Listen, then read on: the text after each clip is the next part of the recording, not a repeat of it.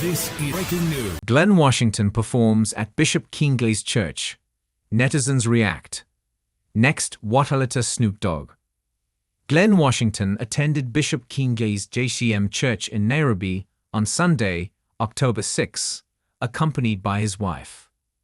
The legendary Jamaican artist performed "Take the Name of Jesus," leaving the congregation in jubilation. Some of the worshippers turned the church into a dance floor as they were spotted dancing joyously to the reggae beat. Jamaican reggae artist Glen Washington has been in the country for a few days now and is expected to perform at an event later this month. Glen Washington attends church in Kenya. On Sunday, October 6, the legendary artist and his beautiful wife attended JCM Church in Nairobi. Bishop Kiengei, the founder of JCM, invited the Kindness for Weakness hitmaker to his church to perform. Kiengei revealed that he loves his gospel hit.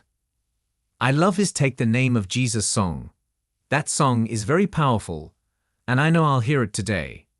It reminds me that wherever I go, the only name that can help me is the name of Jesus. The only name I can call upon is the name of Jesus," he said before inviting Glen on stage. Dressed in a maroon suit, matching hat, and white shirt, the Jamaican singer sang his Take the Name of Jesus song, leaving the congregation awed. Some were spotted dancing joyously to the reggae beat. Bishop Kiengei urges ex-church matron to return. In another story, Kiengei admitted that there was no bad blood between him and his estranged friend Dharma.